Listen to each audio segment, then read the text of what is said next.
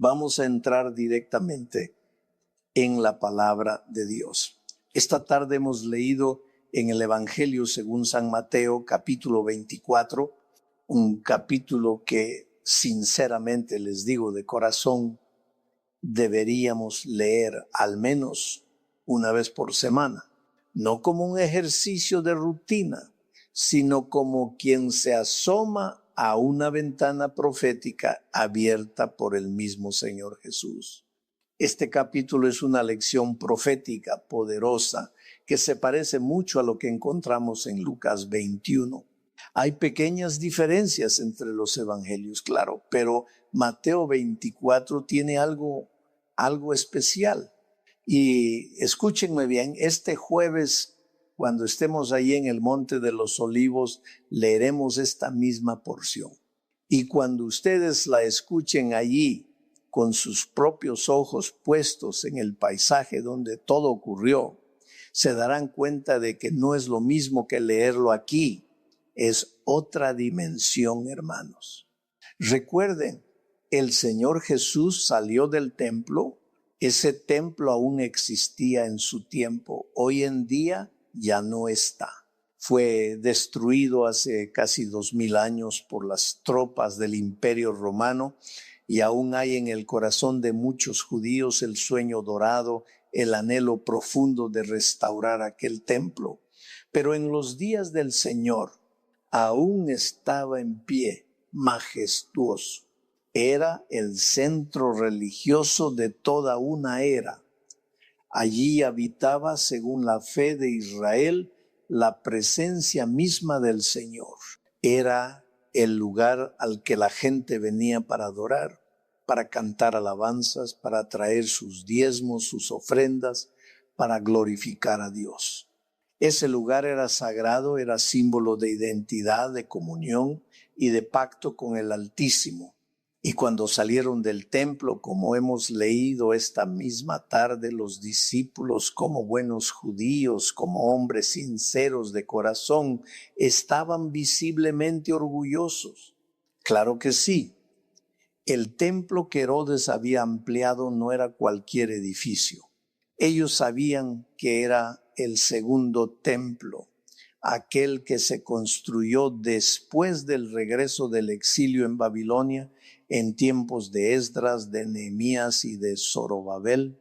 Pero fue Herodes quien lo embelleció, quien lo cubrió de oro por todas partes.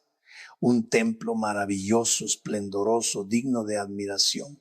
Incluso los romanos, aquellos que lo dominaban todo, quedaban asombrados. Decían con ironía: estos judíos no son tontos, construyen un templo inmenso y lo dejan vacío, porque efectivamente no había ídolos, no había estatuas, ni figuras, ni imágenes, porque nuestro Dios no es un muñeco.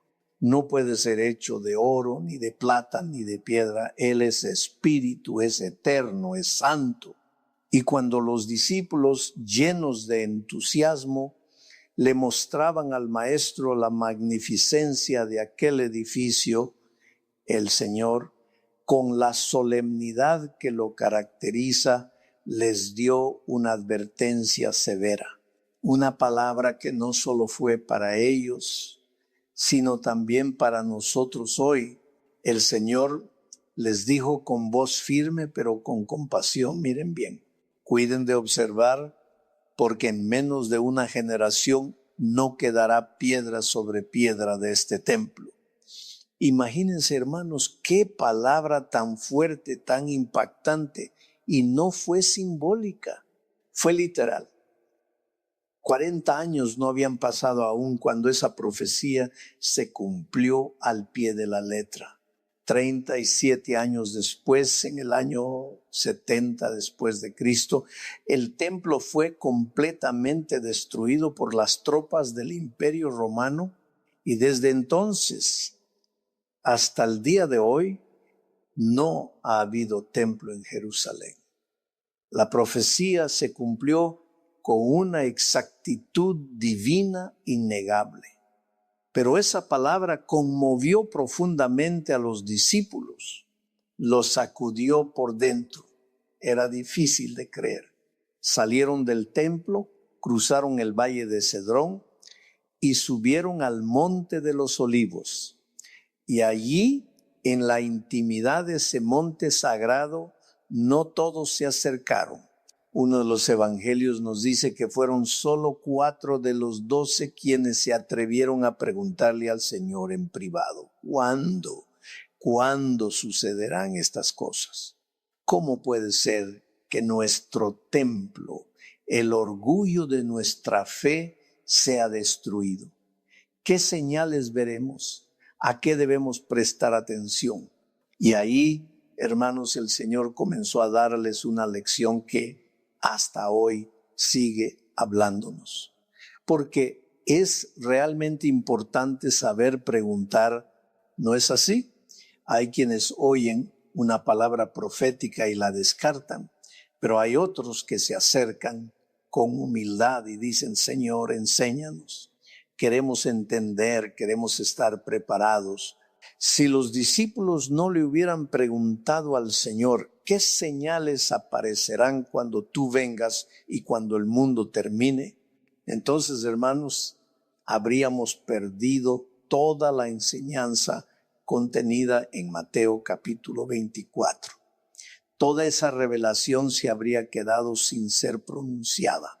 Por eso vuelvo a insistir, es realmente importante saber preguntar. Pero escuchen bien, no se trata solo de preguntar, sino de saber a quién preguntar. No pregunten en cualquier lugar ni a cualquier persona. Pregunten a quien tenga la palabra, a quien tenga la luz, a quien pueda guiarlos con verdad. Porque de lo contrario, lo que reciban no será una respuesta, será confusión. Y esta tarde quiero hablarles precisamente de una de las señales que el Señor menciona en este capítulo. Una señal urgente, clara, poderosa. Debemos estar listos, sí, listos. Porque una de las señales de los tiempos finales será la proliferación de enseñanzas erróneas, doctrinas falsas, distorsionadas, peligrosas, como leímos el jueves pasado. La Biblia lo dice con claridad. El Espíritu dice claramente que en los últimos tiempos muchos abandonarán la fe y seguirán a espíritus engañadores. Qué advertencia tan seria, hermanos. Y allí hay una lección muy importante para nosotros hoy. No basta con tener fe, hay que discernir. No basta con oír, hay que saber a quién se está escuchando. Otra señal muy evidente de los tiempos finales es que se enseñarán cosas extrañas, doctrinas que suenan espirituales, pero no tienen raíz en la verdad. Y escuchen, hermanos, he estado hablando sobre este tema durante ya varias semanas y quiero reiterarlo una vez más, no porque me falte tema, no, sino porque veo la urgencia, la necesidad de volver a recordar aquello que es fundamental, especialmente cuando se trata de cosas tan importantes. Necesitamos orar, necesitamos estudiar la palabra de Dios con reverencia. ¿Para qué? Para tener una fe sana. Sí, una fe sana. Este término aparece en la carta del apóstol Pablo a Tito. Allí Pablo dice claramente que no solo necesitamos una enseñanza sana, sino también una fe sana. Y eso no es poca cosa, porque, hermanos, hay personas, y lo digo con mucho respeto, hay personas con una fe muy extraña.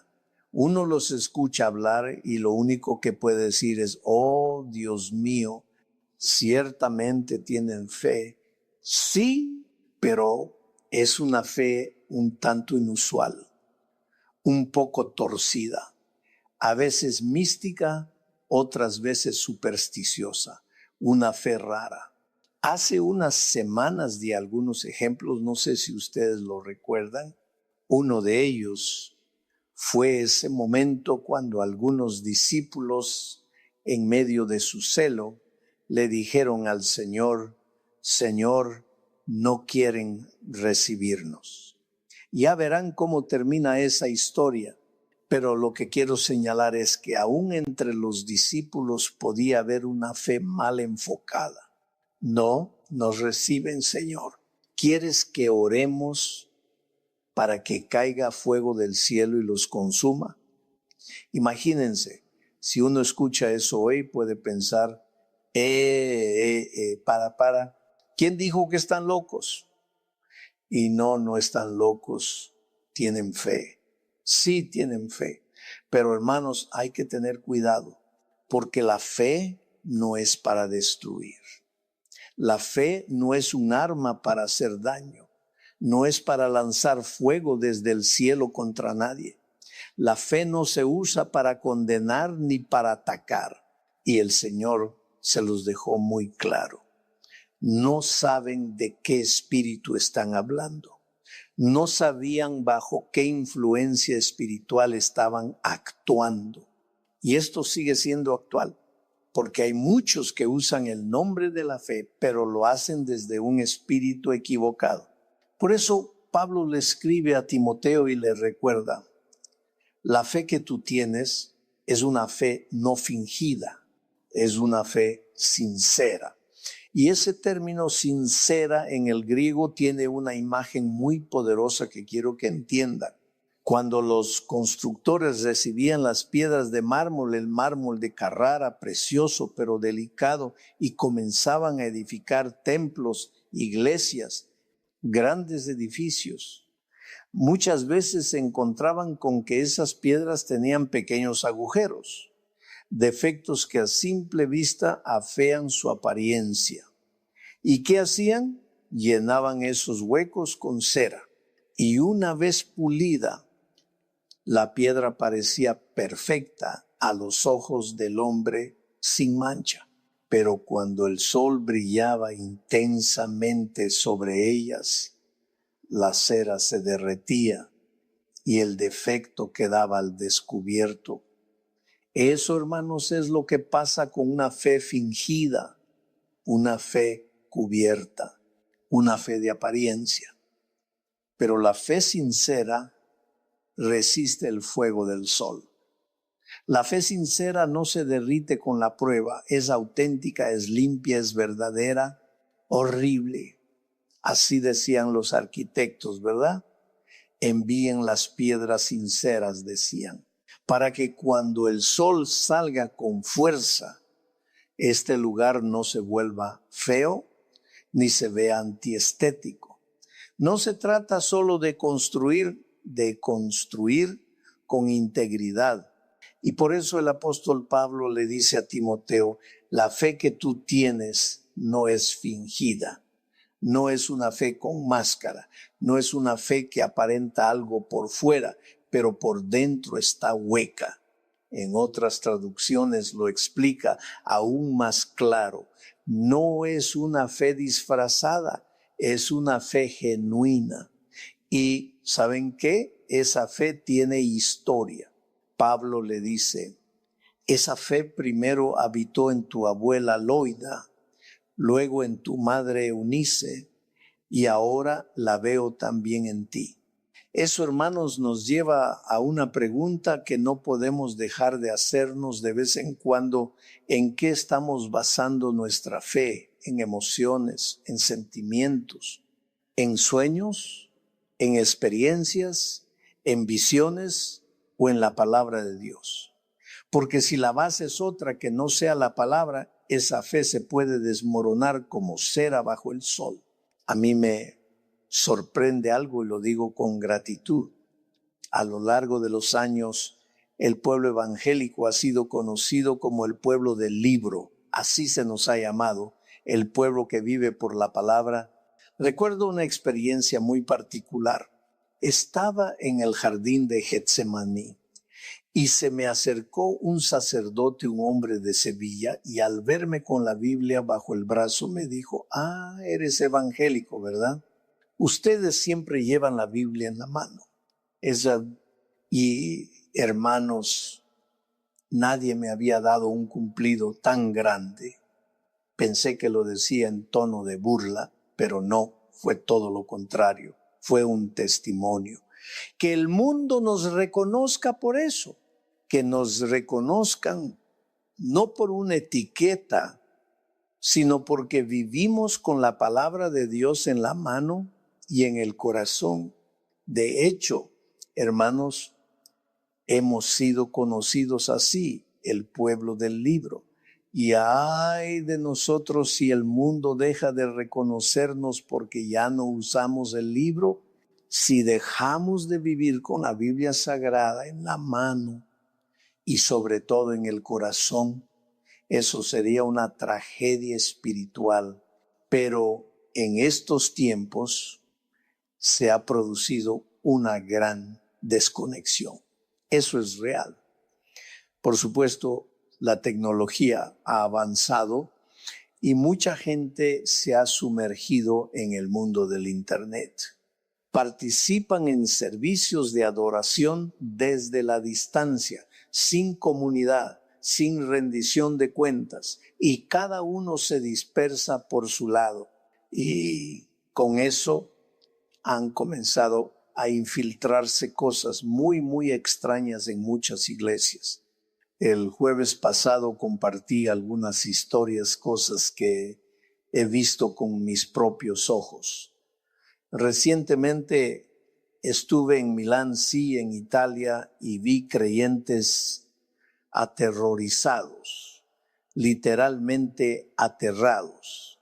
Hablaban de maldiciones, de cosas oscuras, pero hermanos, escúchenme bien, la Biblia dice que somos más que vencedores, que el que está en nosotros es mayor que el que está en contra de nosotros. Conocí a una pareja en Ecuador, personas que llevaban más de 10 años asistiendo a una iglesia. El esposo se me acercó y me dijo con emoción: estamos muy impresionados por la forma en que usted predica la palabra. Y yo con sencillez le respondí: hermano, es que predico la palabra. Y su respuesta me dejó pensativo. Dijo: hace muchos años que no escucho un sermón sobre la palabra. Yo le pregunté: ¿y entonces qué escuchas? Y él me miró con tristeza y dijo: dinero, dinero, dinero, dinero, pide, pide, pide, da, da, da. Y ahí no me quedó más que decir: entonces eso no es el evangelio. Eso no es el evangelio. Yo no sé de dónde han sacado esas enseñanzas.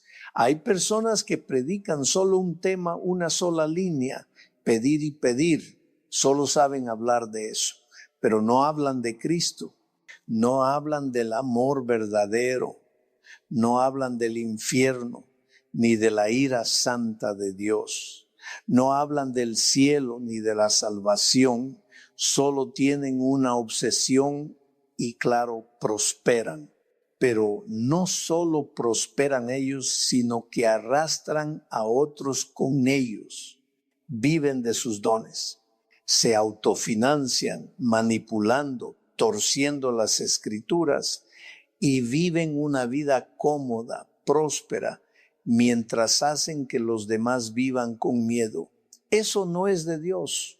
Y estoy aquí hoy con temor y temblor ante el Señor para decirlo sin rodeos: basta ya de engañar al pueblo de Dios. Basta de llamar siervos a quienes no sirven a nadie más que a ellos mismos. Porque escuchen bien, no son siervos de Dios. Se autodenominan así, pero han convertido el púlpito en una plataforma de beneficio personal. Usan la palabra como un negocio y eso es un ultraje. Pero nosotros no fuimos llamados a eso. Fuimos llamados a predicar a Cristo, a predicar la cruz, a predicar la verdad, aunque duela, a hablar del amor y también del juicio. A hablar del cielo, pero también del infierno. A proclamar el evangelio puro, sin aditivos, sin comercio, sin temor. Que Dios levante una generación de creyentes con fe sincera, que ame la palabra, que no corra tras espectáculos, sino tras la verdad. Porque aún hay un pueblo santo, aún hay una iglesia fiel, y aún hay una voz que clama en el desierto: preparen el camino del Señor. Y lo último que hacen es predicar la palabra, lo que deberían haber hecho toda su vida, porque una de las cosas más claras que debemos entender en estos tiempos finales es esta: habrá una proliferación de doctrinas falsas, de exageraciones, y esas exageraciones son peligrosísimas. Hermanos, escúchenme con atención, debemos predicar todo el consejo de Dios, no una parte, todo. ¿Cuántas personas hoy están predicando toda la palabra de Dios? Muy pocas. Muchos solo repiten un tema, una línea, un mensaje y nada más. Y eso espiritualmente no alimenta, no nutre. No podemos comer pasta todos los días, no se puede. Hermanos, ¿me gusta la pasta? Claro que sí, pero si comiera solo pasta mañana, tarde y noche durante 365 días, ¿cómo estaría mi cuerpo? Malnutrido, débil, desbalanceado. Y eso es lo que está pasando con muchas almas. ¿Cuántas personas, hermanos, solo saben de un tema y se aferran a él como si fuera toda la verdad?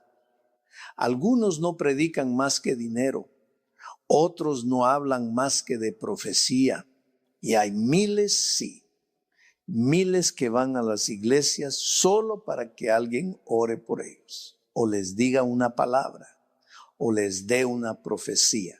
Van buscando emociones, no verdad. Miren, hace unos días estuve leyendo la biografía de la señora White y lo que encontré fueron cosas absurdas, afirmaciones sin fundamento, visiones supuestas, sueños inventados.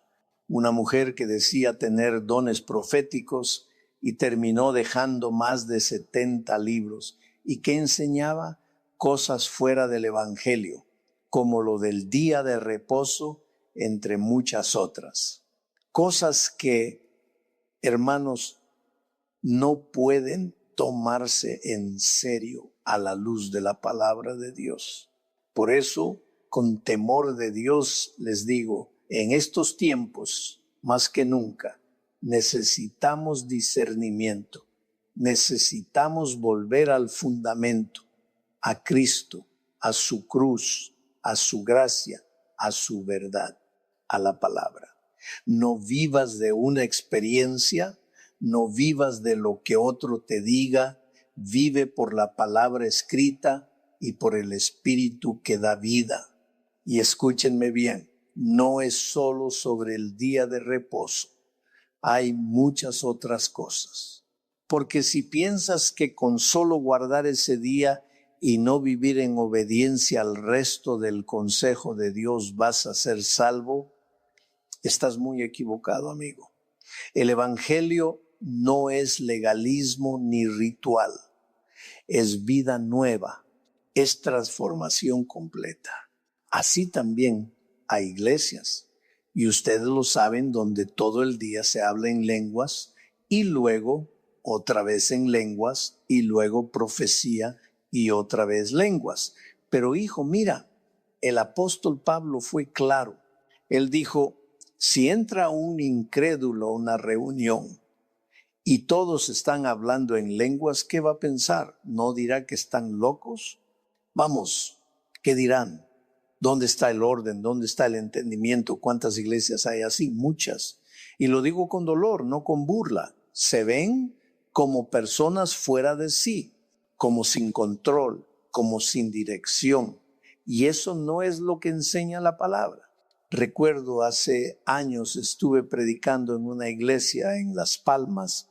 Mientras estaba en medio de la predicación, de repente la gente comenzó a levantarse. Algunos cayeron al suelo, empezaron a gritar, a revolcarse. Era un caos y yo me pregunté, ¿qué está pasando aquí? Miré al pastor con respeto, pero con preocupación, y le pregunté, hermano, ¿qué está pasando? Y él me dijo, es el Espíritu. Y yo respondí en mi corazón, eso no es el Espíritu que yo conozco, porque el Espíritu de Dios no interrumpe su propia palabra. El Espíritu Santo, es ordenado. Él convence, redarguye, transforma, pero no crea confusión, ni histeria, ni espectáculo, porque Dios no es Dios de desorden, sino de paz. Él me miró y dijo, es el poder de Dios. Y yo me quedé pensando, ¿eso es el poder de Dios? Eso. Si hay personas actuando como perros, ladrando, revolcándose, ¿eso es el poder de Dios? Si hay otros literalmente quemando huevos en una esquina como parte de un supuesto ritual espiritual, ¿eso es el poder de Dios? Hermanos, no. La Biblia dice en Romanos capítulo 12 que nuestro culto, nuestra adoración debe ser racional, razonable, inspirada por el Espíritu, sí, pero también en orden, en verdad. Y permítanme hacer una pregunta honesta. ¿Cómo se ve eso hoy? ¿Cómo se ve esa adoración verdadera cuando en muchos lugares se ha perdido la reverencia, la cordura, el discernimiento? Estamos arruinando la buena imagen del Evangelio. No todos, gracias a Dios, no todos, pero muchos lo están haciendo. ¿Y saben qué pasa? Que el mundo mira y piensa que estamos locos. Basta ya. Basta de espectáculos, basta de inventos emocionales. No se queden callados, hermanos, basta ya. ¿Eso es ser espiritual? No, no, no. Eso es deshonrar al Evangelio. Y nosotros como iglesia debemos levantar la voz, porque, y escúchame bien, quien sabe hacer lo correcto y no lo hace, es cómplice. El silencio también es pecado cuando callamos ante el error. Así que hoy te llamo, en el nombre del Señor Jesús, a volver a la palabra, a la fe sincera, a la verdad que libera, a la santidad que transforma, a la cruz donde no hay shows, pero hay salvación. La semana pasada no les conté algo, pero tengo que compartirlo.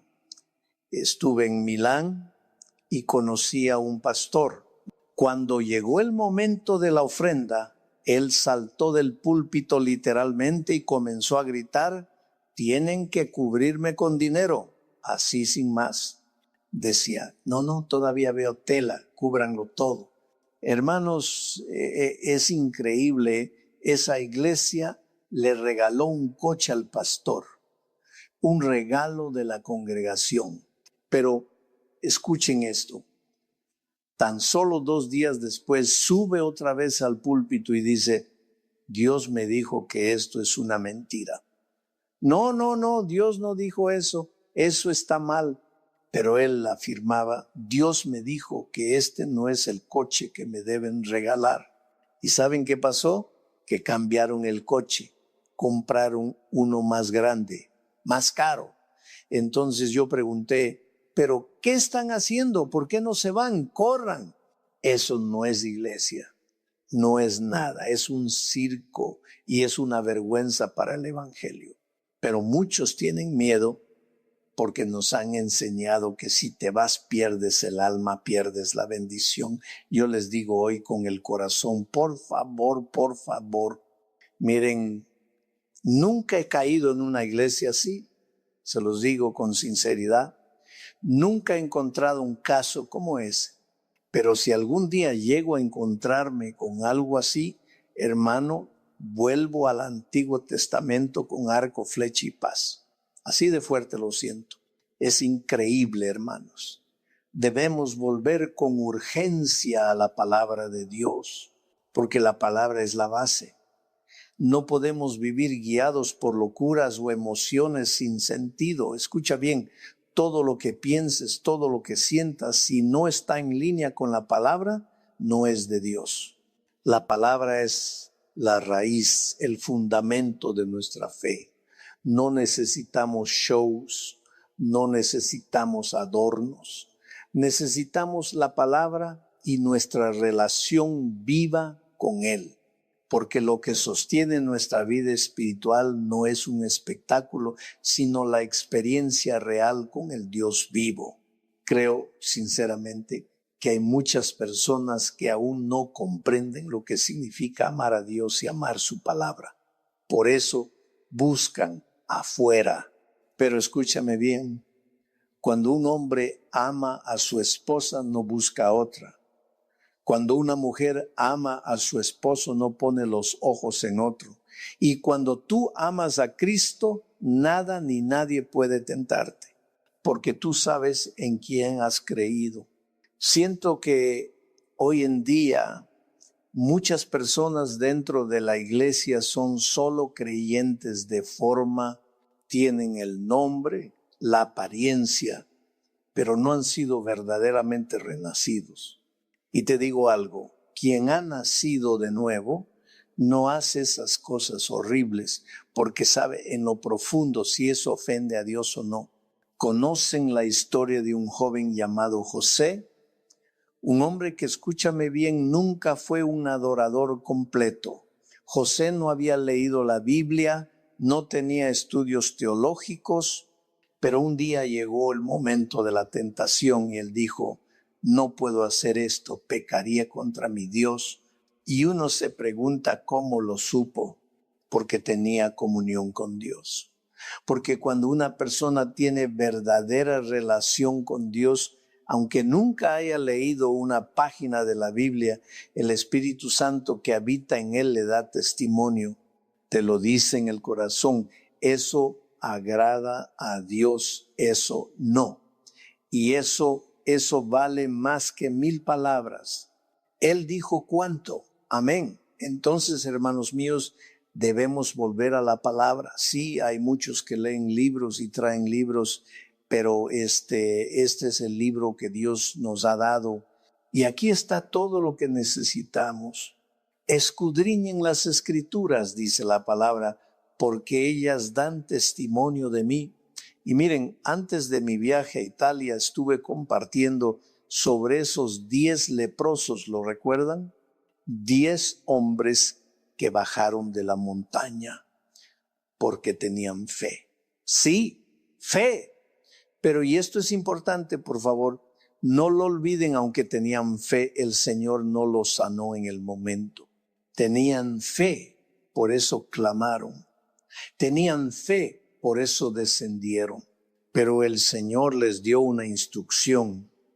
Vayan y preséntense ante los sacerdotes. No sintieron nada distinto, no vieron ninguna señal, aún estaban enfermos, pero obedecieron. Y fue en ese acto de caminar en obediencia, en ese paso de fe genuina, cuando el milagro sucedió. ¿Ves? Como les dije aquella vez, fe más obediencia es igual a la bendición de Dios. No basta con creer, hermanos.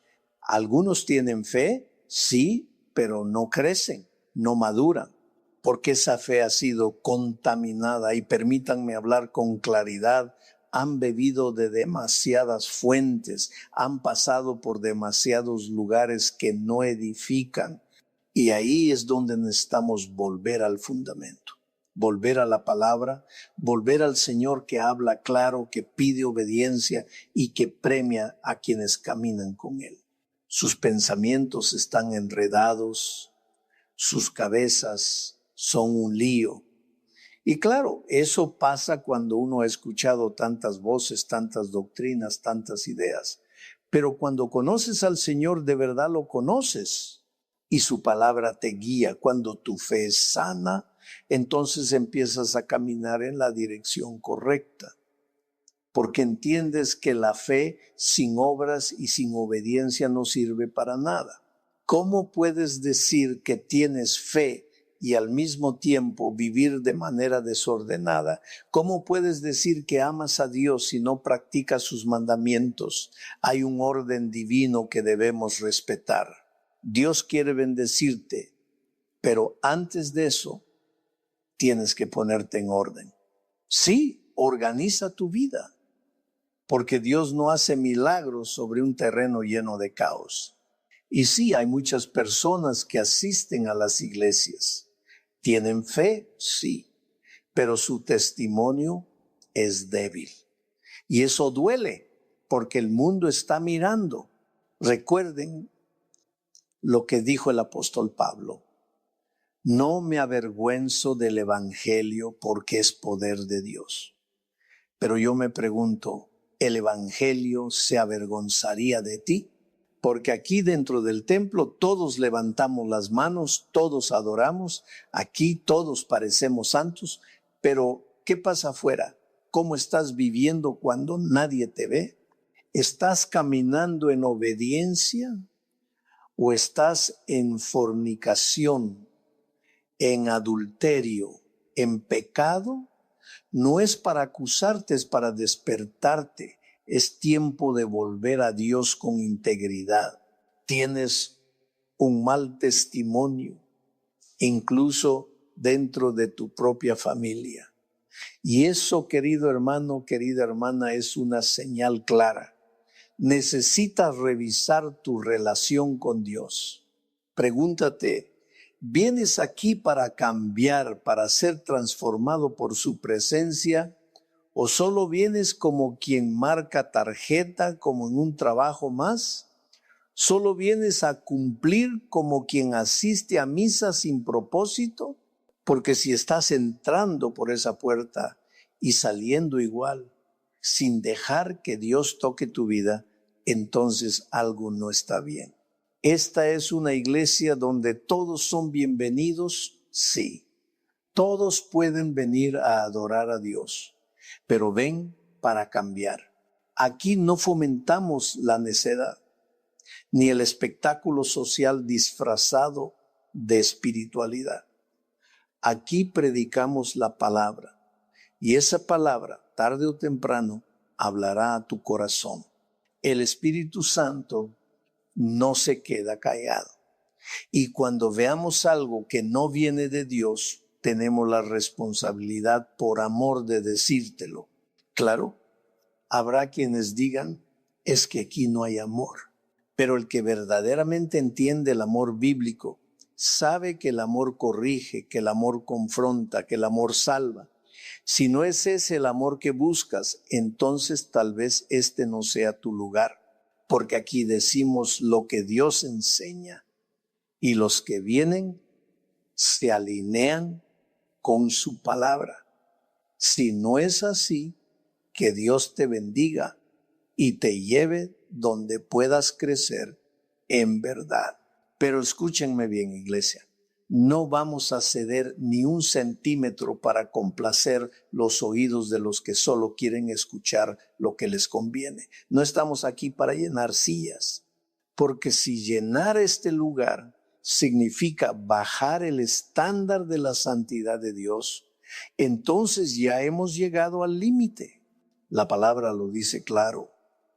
Sin santidad nadie verá al Señor. Y eso no cambia. No me importa quién seas, ni qué dones tengas, qué cantas. Qué bueno, pero el diablo canta mejor que todos nosotros. Y aún así, él no verá al Señor. Sin santidad, repito, nadie verá al Señor. ¿Y qué es la santidad? No es perfección humana. Es vivir conforme a lo que enseña la palabra de Dios. Pero si tú dices, no quiero vivir así, no quiero sujetarme a eso, entonces dime qué harás. porque tarde o temprano te vas a encontrar cara a cara con esa misma palabra. Claro, la carne siempre va a decir que no pasa nada. No fue así desde el principio. No le dijo Satanás a Eva, ¿por qué no comes? Y cuando ella respondió, porque Dios dijo que si comemos moriremos, el enemigo respondió con su mentira, no, no morirás, Eva. Así empieza todo. No morirás, come y verás. Eso fue lo que le dijo el enemigo a Eva. Y lo trágico es que la gente todavía hoy sigue creyéndole al diablo. ¿Cuántas veces pensamos que Dios se equivoca, que es injusto con nosotros? Pero la palabra nos advierte, en los últimos tiempos, el enemigo será tan astuto que llevará a muchos a vivir en caos y pecado, y aún así pensarán que están bien, pero Dios me dice claramente, no, amigo mío. Las consecuencias de una vida desordenada, aunque tarden, llegan. Porque la paga del pecado ha sido, es y será siempre la muerte. ¿Alguien puede decir amén? Hay tres cosas que debemos tener claras en este momento. La primera es esta. ¿Para qué te ha llamado Dios? ¿Sabes tú para qué has sido llamado? Porque cuando lo sabes, cuando lo tienes claro en tu corazón, eso te da paz. Y también sabes lo que no te ha llamado a hacer.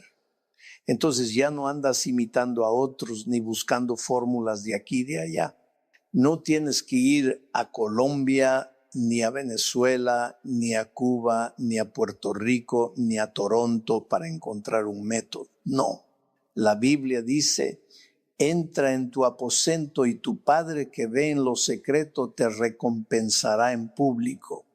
Y sí, eso es más difícil que copiar un sistema, pero es el camino que transforma. Ese es un avión. Y luego Corea. Mira lo que hacen los coreanos, dicen algunos. Claro, es mucho más fácil comprar un boleto, subirte a un vuelo como hizo Jonás y huir con una actitud rebelde, pensando que pagarlo tú mismo justifica tu decisión. Jonás creyó que podía financiar su huida, pero no se puede huir de Dios. Y así también hoy.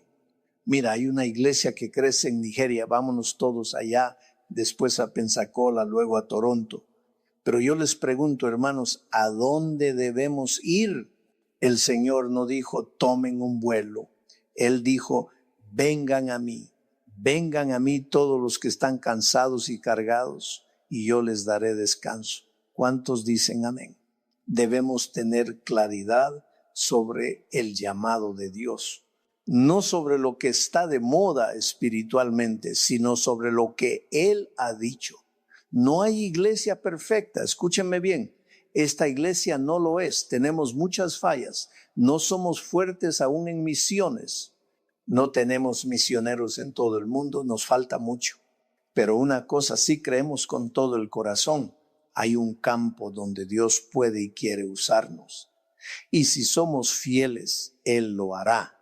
No porque seamos grandes, sino porque Él es fiel.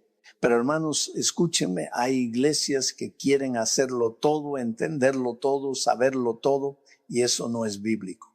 La palabra nos enseña que somos un cuerpo y como cuerpo nos necesitamos unos a otros. Tal vez lo que Dios ha depositado aquí, ese hermano allá en la esquina no lo tenga. Pero estoy seguro de que Dios sí le ha dado algo que a nosotros nos falta. Y así es como el Señor nos complementa. Así es como trabajamos con una sola mente, con un solo espíritu, en un solo cuerpo, el cuerpo de Cristo. ¿Cuántos pueden decir amén? Nuestra identidad, hermanos. Nuestra identidad. Ese es el punto donde miles hoy están confundidos. Porque todo ser humano necesita tener identidad. Y cuando no la encuentran en casa, en la iglesia, en la verdad, la van a buscar en el fútbol, en la música, en las redes, en cualquier otro lugar. Pero ¿de dónde viene nuestra verdadera identidad? De Cristo. Nuestra identidad viene del Señor. Yo no necesito marcar mi cuerpo de pies a cabeza con tatuajes para sentirme amado, aceptado o respetado por un grupo, porque ya fui amado primero por aquel que dio su vida por mí. No soy yo. ¿Sabes qué? He sido aceptado por Cristo tal como soy, con mis virtudes, con mis defectos y sí, también con mis debilidades. ¿Cuántos pueden decir amén a eso? Porque si tú no te aceptas a ti mismo, si vives lleno de complejos, si te rechazas, no vas a crecer, no vas a madurar. No hasta que puedas mirar al cielo y decir, gracias Señor por el cuerpo que tengo, gracias porque me formaste así, ahí empieza.